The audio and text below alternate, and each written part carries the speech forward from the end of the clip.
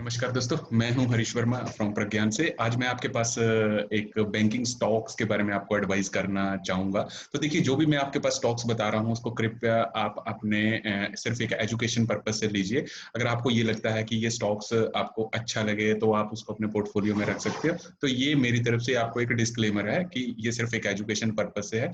तो आपको ये भी स्टॉक्स लेना है आफ्टर गाइडेंस, आपने उसके बारे में काफी अच्छी रिसर्च करके वो स्टॉक्स अपने पोर्टफोलियो में रखना है। देखिए, अगर अब मैं इसके बारे में आईडीएफसी फर्स्ट बैंक के बारे में बात करूंगा तो देखिए, आपको लगेगा कि ये आईडीएफसी फर्स्ट बैंक ने पिछले 2-3 क्वार्टर्स में या 2-3 साल में तो कोई प्रॉफिट शो नहीं करा। जब इसका आईपीओ आया था तो 70 रुपीज था, 70 रुपीज से ये 85 तक हाइट पे गया, 85 से ये 20 मार्च में ये 17 रुपीज तक गया। तो बैंकिंग सेक्टर्स में तो देखिए, ये जब मार्च महीना था तो सारे बैंक के स्टॉक्स हो गए, एफएमसीजी के स्टॉक्स हो गए और जो भी अनदर स्टॉक्स थे वो काफी गिरे। बट आज जो मैं बात करूंगा आईडीएफसी फर्स्ट बैंक की, तो आईडीएफसी फर्स्ट बैंक में ऐसा क्या है कि आज मैं आपको स्टॉक्स रिकमेंड करूंगा। तो देखिए, चलिए दोस्तों शुरू करते हैं आईडीएफसी फर्स्ट बैंक से। तो देखिए, आपको मैं शुरू बता दूं कि आईडीएफसी फर्स्ट बैंक जो है वो दो दो ज्वाइंट वेंचर से बना है। एक तो आईडीएफसी लिमिटेड हो गया और एक आपके पास कैपिटल फर्स्ट हो गया।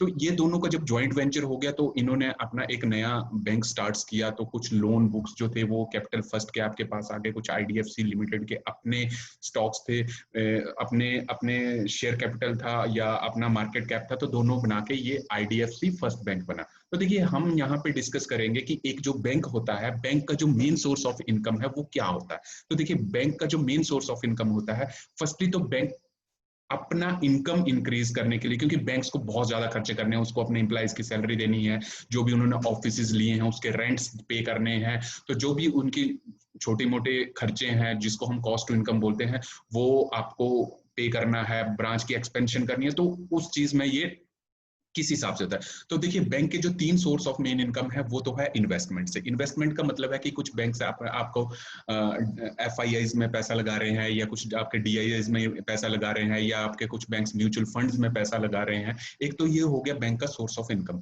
दूसरा जो सोर्स ऑफ इनकम है वो बैंक का सिंपल होता है कि फीस इनकम। फीस इनकम का मतलब ये है कि आपका कोई रिलेटिव या आप बाहर किसी कंट्रीज को सपोर्ट दे रहे हैं तो वहां से रेमिटेंस आ रहा है, आपके पास फॉरेक्स आ रहा है, तो वहां पे ये बैंक्स जो होते हैं अपनी फीस इनकम काट लेते हैं कि आपका प्रोसेसिंग चार्जेस दे दी, होम लोन प्रोसेसिंग फीस हो गई, ऑटो लोन प्रोसेसिंग फीस हो गई, या जो आपके पास फॉरेक्स आया उसके ऊपर आपके पास फीस आ गई। तो एक बैंक का ये फीस इनकम है। आप कितनी ट्रांजेक्शन कर रहे हो, आप आईएमपीएस कर रहे हो, आरटीजीएस कर रहे हो या एनईएफटी कर रहे हो, तो जितना ज्यादा आप अमाउंट आईएमपीएस या एनईएफटी करोगे, बैंक उस पर भी आपकी फीस काटता है। और जो तीसरा सबसे इंपॉर्टेंट चीज होती है वो होती है आपके पास लोन। जब भी बैंक देता है और लोन के ऊपर जो भी इंटरेस्ट चार्जेस करता है, वो बैंक के लिए एक बहुत बड़ा इनकम का सोर्स हो जाता है कि जो भी रिटेल्स कस्टमर्स को, अपने कस्टमर्स को लोन दे रहा है तो वो आपसे इंटरेस्ट चार्जेस करते हैं। तो यहाँ पे एक हम चीज बात करेंगे कि जो आपके पास आईडीएफसी फर्स्ट बैंक है वो आपका उनका बिजनेस मॉडल क्या है। क्योंकि देखिए, मार्केट में तो बहुत ज्यादा हाईली कॉर्पोरेट बैंक है, आपके पास कोटक बैंक है, एक्सिस बैंक है, आपके पास उज्जीवन स्मॉल फाइनेंस बैंक है, बंधन बैंक है, नंबर ऑफ बैंक्स। तो जब भी आप मार्केट में आते हो तो आप उस काम को करने के लिए क्या अलग स्ट्रेटजी अपनाते हो, तभी आपको वो चीज का प्रॉफिट मिलता है। ठीक है, तो अब आईडीएफसी बैंक में ऐसी क्या चीज है जो कि अनदर बैंक्स के कंपैरिजन ये अलग कर रहे हैं, चलिए हम इसके बारे में बात करते हैं। देखिए, आईडीएफसी फर्स्ट बैंक का जो मेन सोर्स है वो क्या आईडीएफसी बैंक बोलता है, आईडीएफसी फर्स्ट बैंक बोलता है कि इनका जो डायरेक्टर है मिस्टर वैद्यनाथन जी, इनका सिर्फ एक ही चीज के ऊपर फोकस है। ये ना पूरे ऑल ओवर इंडिया में जो ब्रांच का एक्सपेंशन है वो काफी ज्यादा इंक्रीज कर रहे हैं, ब्रांच एक्सपेंशन ये काफी ज्यादा इंक्रीज कर रहे हैं। तो ये जो बैंक है ये आपको बोलता है कि हमने 50% जो ब्रांचेस हैं वो अर्बन एरियाज में खोलनी है, और 50% जो ब्रांचेस है वो हमने रूरल एरियाज में खोलनी है। और जो 50% जो ब्रांचेस है अर्बन में, वो यहाँ पे आपके पास कासा रेशो के ऊपर डिपेंड ज्यादा फोकस कर रहे हैं। तो कासा का मतलब है आपके पास करंट अकाउंट, सेविंग अकाउंट। अब यहाँ पे आपको मैं एक चीज बता दूं कि आपको पता होगा जब भी आप बैंक में कोई पैसा रखते हैं, मान लीजिए बैंक ने आपके ऊपर लगा दी कि कैप 10,000 रुपए आपके अकाउंट में रखने चाहिए, नहीं तो अगर आपका उसके नीचे बैलेंस आया तो हम आपके पास अमाउंट काट लेंगे। या कुछ कस्टमर्स के लिए इन्होंने 20,000 ऑफर किया, कुछ कस्टमर्स के लिए 50,000, कुछ के लिए 1 लाख। तो ये इनके लिए, बैंक के लिए, जब भी किसी कस्टमर का पैसा, चाहे वो करंट अकाउंट का है चाहे सेविंग अकाउंट का है, वो उनके लिए एक सोर्स ऑफ इनकम हो जाता है। और यहाँ पे ये देखिए कि बैंक आपके ऊपर उस पे ऊपर लिमिट भी लगा के रखा है, वो पैसा भी आपका यूज करेंगे और उसके ऊपर एक कैप भी लगा के रखेंगे कि आपको इसके नीचे पैसा नहीं करना है, और अगर आपने कर दिया तो हम आपके चार्जेस काट लेंगे। तो देखिए बैंक के लिए ये भी एक main of source of income है। अब आईडीएफसी बैंक, यहाँ पे आपको मार्केट में पता होगा कि IDFC first bank all over India में सबसे ज्यादा इंटरेस्ट दे रहा है। वो कितना परसेंट दे रहा है? 7%। तो अगर मैं इसके बारे में बात करूं कि आईडीएफसी फर्स्ट बैंक अगर आपको पास 7% इंटरेस्ट दे रहा है, तो वो बैंक के लिए तो काफी ज्यादा लायबिलिटी होगी, क्योंकि सिंपल सी बात है कि अगर मैं किसी से पैसे उधार ले रहा हूं या मैं उस पैसे के ऊपर उसको इंटरेस्ट दे रहा हूं, तो वो मेरी लायबिलिटी है। तो बैंक के लिए जब भी इंटरेस्ट देना वो एक लायबिलिटी होती है। तो यहाँ पे तो आपको लगेगा कि 7% अगर ये हमारे से इंटरेस्ट ले रहे हैं तो ये काफी ज्यादा इनकी लायबिलिटी है, तो इनका खर्चा बहुत ज्यादा होगा। बट दोस्तों मैं यहाँ आपको बताना चाहता हूँ कि ये बैंक के लिए खर्चा नहीं, यहाँ पे ये पैसे बचा रहे हैं। कैसे बचा रहे हैं? देखिए, जब IDFC capital sorry IDFC first bank, IDFC limited और कैपिटल फर्स्ट का ज्वाइंट वेंचर हुआ, तो आईडीएफसी फर्स्ट बैंक के पास जो अपना मार्केट कैप था आईडीएफसी लिमिटेड के पास, वो 8,500 करोड़ का था, और कैपिटल फर्स्ट के पास भी 8.5 करोड़ का कैप था। तो देखिए जब भी बैंक आपको लोन देता है, कोई भी एनबीएफसी सेक्टर लोन देता है, तो देखिए वो क्या करते हैं, वो पैसे बोरो करते हैं। तो आईडीएफसी फर्स्ट लिमिटेड जो था वो भी पैसे जो बोरो करता था, पीछे से बोरो करता था 8.9% के इंटरेस्ट पे। बोलने का मतलब है कि अगर आपको आईडीएफसी कहीं से पैसे उठा रहा है, तो उसको मान लीजिए 1 लाख उन्होंने उठाया, तो 1 लाख के ऊपर उनको 8,000 रुपया जो था वो भरना पड़ता था। तो आईडीएफसी जो लिमिटेड था वो पैसे बोरो करके 8.5 इंटरेस्ट भरते थे। वैसे कैपिटल फर्स्ट जो था वो आपके पास 8.9 के ऊपर पैसे बोरो करते थे और उसके ऊपर इंटरेस्ट भरते थे। बट जब दोनों का ज्वाइंट वेंचर हो गया, तो इनका जो टोटल मार्केट कैप था वो 16-17 हजार करोड़ हो गया। अब 16-17 हजार जब करोड़ इनका मार्केट टोटल मार्केट कैप हो गया, तो अब इन्होंने यहाँ पे ये देखा कि देखिए हम तो पहले पैसे बोरो करते थे, हम 8.6 के एवरेज से अभी इंटरेस्ट भर रहे हैं। तो अब इन्होंने यहाँ पे एक अलग फार्मूला अपनाया, ये अपनी ब्रांच का एक्सपेंशन कर रहे हैं और वहां पे एक करंट अकाउंट और सेविंग अकाउंट पे फोकस कर रहे हैं। तो यहाँ पे देखिए पहले ये जब पैसा बोरो करते तो 8.6 इंटरेस्ट भरते थे, अब ये अपने कस्टमर्स को जो इनके पास पैसा आ रहा है उसके ऊपर ये 7% इंटरेस्ट भर रहे हैं। तो अगर हम 8.6 और 7% का डिफरेंस निकालें, तो ये टोटल आपके पास 1.6% जो ये फिर भी बचा रहे हैं। तो दोस्तों अब यहाँ पे एक चीज हमारे पास यहाँ पे बहुत चीज समझनी होगी कि जो आईडीएफसी फर्स्ट बैंक है, अगर हम इसकी बात करें तो देखिए आईडीएफसी फर्स्ट बैंक की अगर हम यहाँ पे बात करेंगे, तो ये देखिए आपके पास इस बैंक ने आपके पास पिछले जो भी इनके 2-3 साल थे, तो इन्होंने आपका जो कॉस्ट टू इनकम रेशो होती है, देखिए कॉस्ट टू इनकम रेशो जो हम यहाँ पे आपके पास बताएंगे, जो कॉस्ट टू इनकम रेशो है, तो यहाँ पे इनकी बहुत ज्यादा है। कॉस्ट टू इनकम रेशो का मतलब देखिए ये आपके पास ये इनका एनपीए है, ये आपके पास ये देखिए ये cost to income ratio, cost to income ratio जो है इस बैंक की सिंपल ही 68.72% है। मतलब आपके पास ये बैंक 68.72 की इनके अपने ही खर्चे हैं। मतलब अगर हम बेंच मार्किंग करें, चलिए देखिए अगर हम इंडसइंड बैंक से अगर इसकी बेंच मार्किंग करते हैं और एक हमारे पास कोटक महिंद्रा बैंक से हम अगर इनकी बेंच मार्किंग करते हैं, इसके बारे में आपको मैं बताता हूं कि क्या है ये कोटक महिंद्रा बैंक। अगर हम यहाँ पे डाल दें और यहाँ पे एक एचडीएफसी बैंक हम आपसे पास डाल दें, ठीक है, तो देखिए यहाँ पे इसकी आईडीएफसी फर्स्ट बैंक की देखिए 78.75% जो है इनका आपके पास कॉस्ट टू इनकम रेशियो है। कोटक महिंद्रा की 47 है, इंडसइंड बैंक की 45 है, एचडीएफसी। तो आप ये देखिए कि इनकी जो कॉस्ट टू इनकम है ये अनदर बैंक से बहुत ज्यादा है, कि इनके अपने खर्चे बहुत ज्यादा है। तो खर्चे जब ज्यादा होंगे तो बैंक अपना प्रॉफिट कम शो करेगा। बट आप ये देखिए कि जो इनके खर्चे हैं, वो खर्चे जो हैं वो मैक्सिमम इन्होंने अपनी ब्रांच एक्सपेंशन पे लगा रहे हैं। और जब एक बार आपके पास ब्रांच का पूरा एक्सपेंशन हो जाएगा तो नो डाउट ये कल को आपके पास प्रॉफिट भी शो करेंगे, ठीक है। तो अभी ये ब्रांच को आपके एक्सपेंशन में बहुत ज्यादा फोकस कर रहे हैं। और देखिए अगर हम पिछले 2-3 साल के क्वार्टर्स की बात करें, तो आईडीएफसी फर्स्ट बैंक ने आपके पास कोई ज्यादा आपके पास प्रॉफिट भी शो नहीं करा है। यहाँ पे देखिए कि टोटल ये आपके पास इनका टोटल मार्केट कैप जो है वो 17,527 करोड़ का आपके पास मार्केट कैप आ चुका है इनके पास। और यहाँ पे अगर हम देखें कि पिछले 5 साल में आपके पास ये इनका प्राइस चार्ट पैटर्न रहा, 65 रुपीज में ये आईपीओ आया था, इसने हाइट मारा आपके पास 78, और ये मार्च वगैरह में जब कोरोना वायरस की वजह से ये 18-20 रुपए के ऊपर भी गया, बट इसने रिकवरी शुरू कर दी, ठीक है। अब यहाँ पे देखिए कि आईडीएफसी आईडीएफसी फर्स्ट बैंक का टोटल मार्केट कैप है 17,500 का आपके पास टोटल मार्केट कैप है।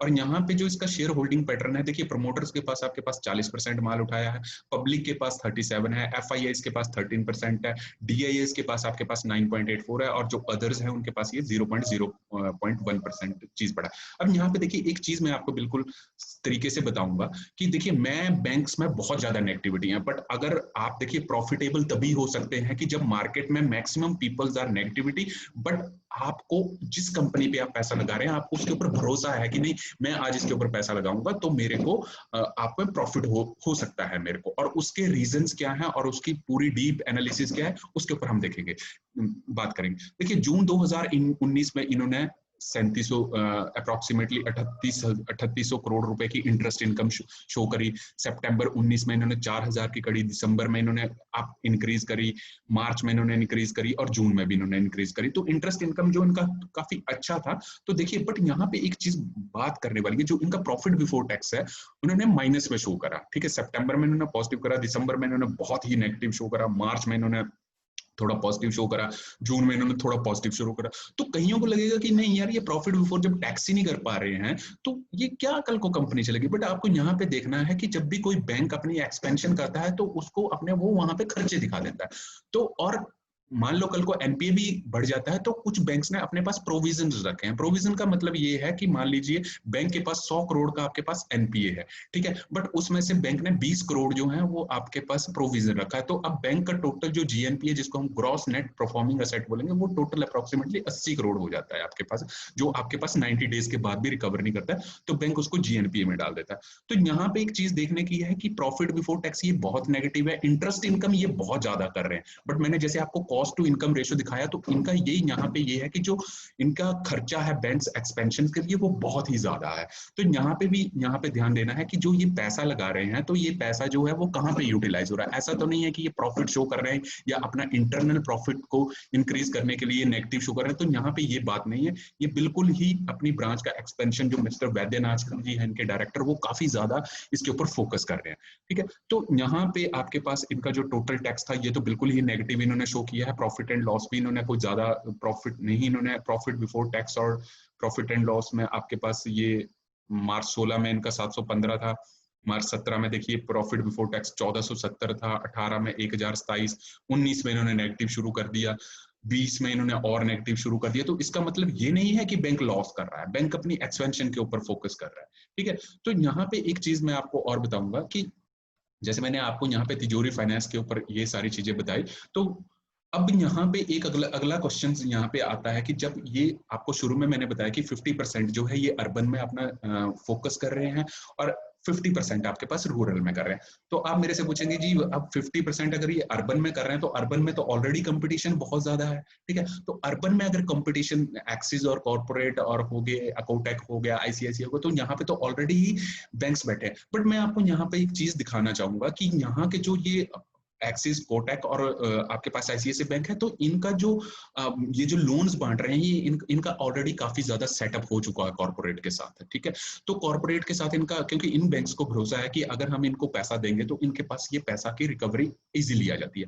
बट यहाँ पे आईडीएफसी बैंक का थोड़ा सा चेंज है, ये इतने ज्यादा कॉर्पोरेट के साथ डील नहीं करते हैं, ये आपके पास मीडियम लेवल के लोगों के ऊपर भी लोन दे रहे हैं। ऐसा नहीं है कि इन बैंक्स की तरह ये बैंक्स, और यहाँ पे आपको एक चीज बता दूं, जब भी आपको लोन देना होता है तो बैंक्स आपसे सिबिल स्कोर चेक करेगा, आपका बैलेंस शीट चेक करेगा, या आपके पास फॉर्म 20 चेक करेगा कि आपके पास कितना लो आया, कितना आपका सिबिल स्कोर आपके पास डाउन हुआ। तो देखिए अगर आपके अंदर बिजनेस करने की इंटेंशन बिल्कुल साफ है, उसमें अगर आपका सिबिल स्कोर भी डाउन है, बट आप बैंक्स क्या चाहता है, बैंक्स यही चाहता है कि जब आप किसी को पैसा दे रहे हैं तो वो इजीली हमारे पास आ जाए, उसके लिए हमारे को भाग दौड़ ना करना पड़े, ठीक है। तो उस केस में आपको, जैसे मैंने ये बताया कि आईडीएफसी फर्स्ट बैंक है, इस वक्त मार्केट में बहुत नेगेटिविटी है, लोगों को लगता है कि नहीं, इन्वेस्टर्स को भी लगता है कि इनके मोरेटोरियम में लोन बुक्स काफी ज्यादा इंक्रीज हो गई हैं, जो कि इस वक्त इनकी 35% है। तो इनको ये लगता है कि हम अगर बिजनेस कर रहे हैं तो हम बैंक्स को वो पैसा लोगों को ये लगता है कि इन्वेस्टर्स को लगता है कि पैसा दे पाएंगे कि नहीं दे पाएंगे। यहाँ पे भी हम डिस्कस करेंगे।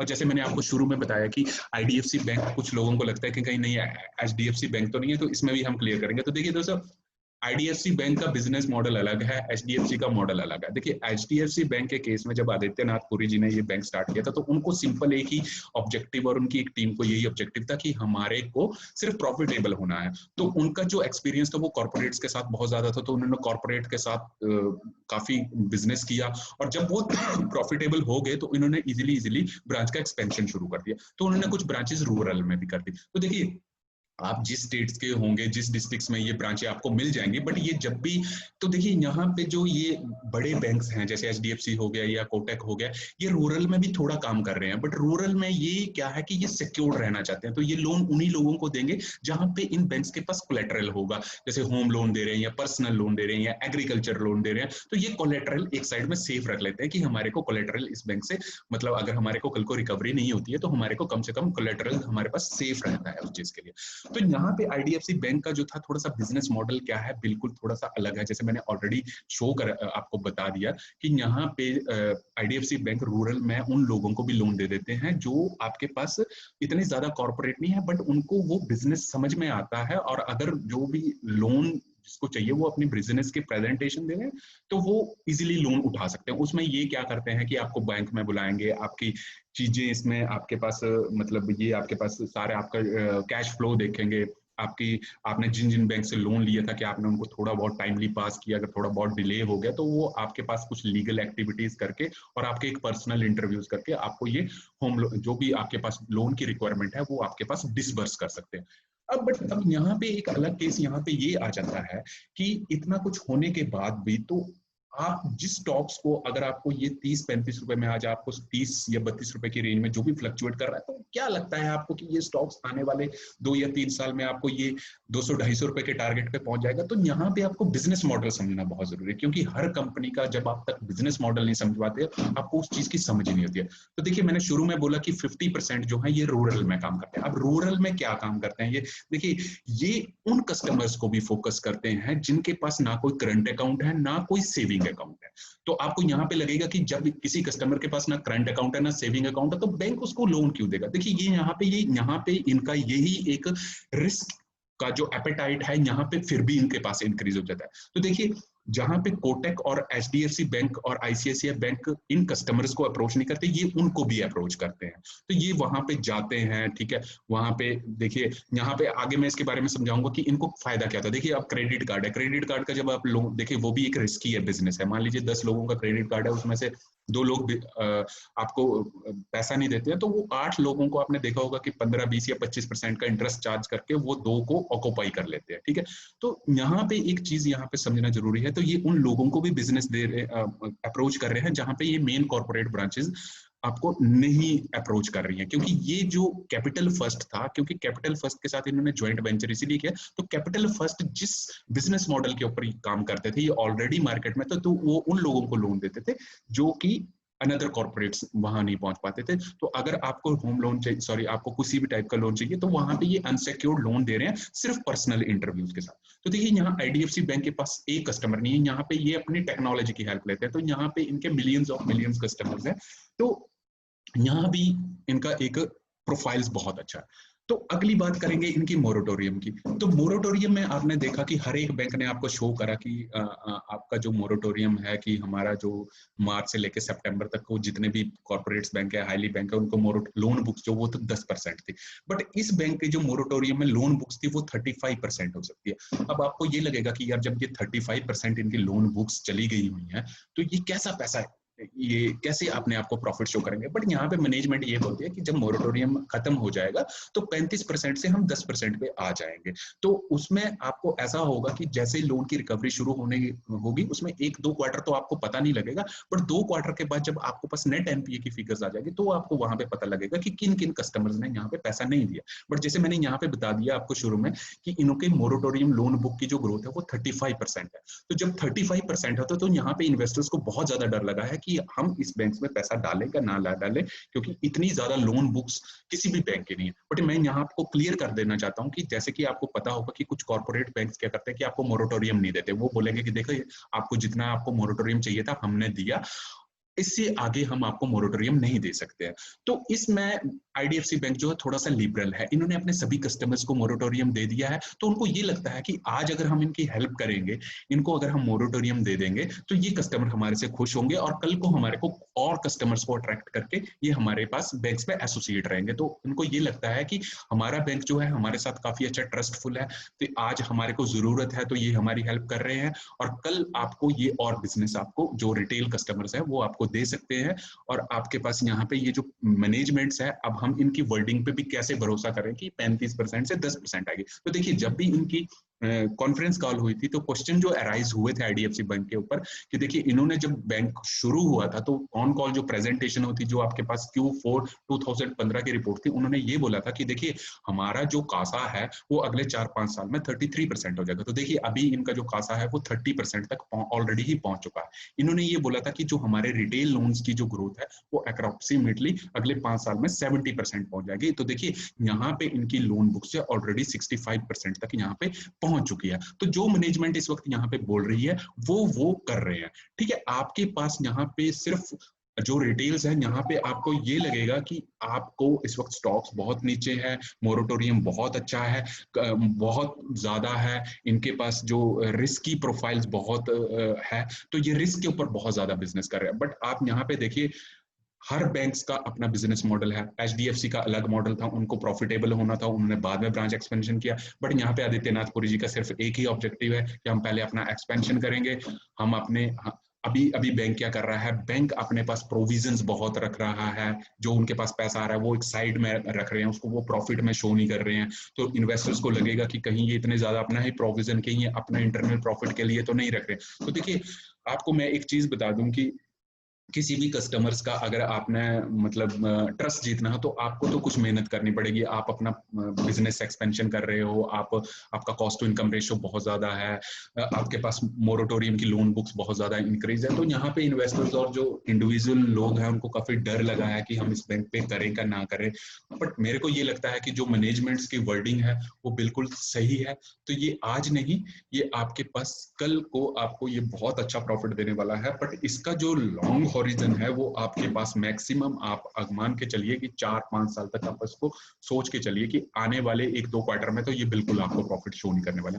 बट आप ये देख लीजिए कि आप बजाज फाइनेंस का केस देख लीजिए, आप किसी भी बैंक का फेस कर लीजिए, स्टार्टिंग में 2-3 साल वो बिल्कुल डाउन चलते हैं क्योंकि वो अपना सेटअप करते हैं। उसके बाद बजाज फाइनेंस का बिजनेस मॉडल अलग था, एचडीएफसी का आपके पास बिजनेस मॉडल अलग है, उज्जीवन स्मॉल फाइनेंस का आपके पास बिजनेस मॉडल अलग है, सिटी यूनियन बैंक का आपके पास बिजनेस मॉडल अलग है, सबसे बड़ा इंपॉर्टेंट है फेडरल बैंक का आपके पास बिल्कुल बिजनेस मॉडल है, और यहाँ पे आईडीएफसी फर्स्ट बैंक का भी आपके पास बिजनेस मॉडल बिल्कुल ही अलग है अनदर बैंक से। तो हमारे को ये लगता है कि जब ये एक्सपेंशन पूरा सेटअप हो जाएगा तो हम को ये प्रॉफिट शो करना शुरू कर देगा। अब यहाँ पे ये देखिए कि जो स्टॉक्स अब हमारे को इस प्राइस पे मिल रहा है वो आपको क्या लगता है कि बिल्कुल लिबरल प्राइस है, बिल्कुल ठीक प्राइस है कि अगर हम इस स्टॉक्स में एंट्री मारे?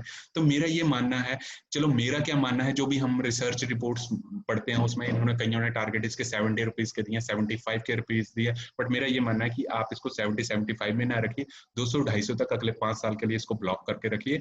आपको ये नो डाउट आपको अच्छा देने वाला है। जो मार्केट में नेगेटिविटी है और जो बैलेंस शीट्स है उसमें जो आपको दिखता है वो एक्चुअली कॉस्ट टू इनकम का ज्यादा इम्पैक्ट है, प्रोविजन का ज्यादा इम्पैक्ट है, और आपके पास ये मोरेटोरियम जैसे ही खत्म हो जाएगा रिकवरी शुरू आने आएंगे। तो ये मेरे को लगता है कि इसने जो लो स्टॉक्स ने मारा वो 17, 18 और 20 रुपए का मारा, और नो डाउट ये 20 रुपए से बढ़ के आपके पास कुछ आने वाले टाइम्स में आपके पास अभी ये 30 रुपए पे ट्रेड कर रहा है। तो ये 27 और 30 रुपए के बीच में जब भी आपको स्टॉक्स मिलता है आप उसके ऊपर एंट्री मारिए, और अगले पिछले 5 साल के लिए इसको छोड़ दीजिए, क्योंकि इनका बिजनेस मॉडल अलग है अनदर मार्केट से, और मैनेजमेंट बहुत ट्रस्टफुल है, और ये सारी चीजें आपको ध्यान में रखे हुए आप स्टॉक्स के ऊपर इन्वेस्टिंग कर सकते हैं। Thank you.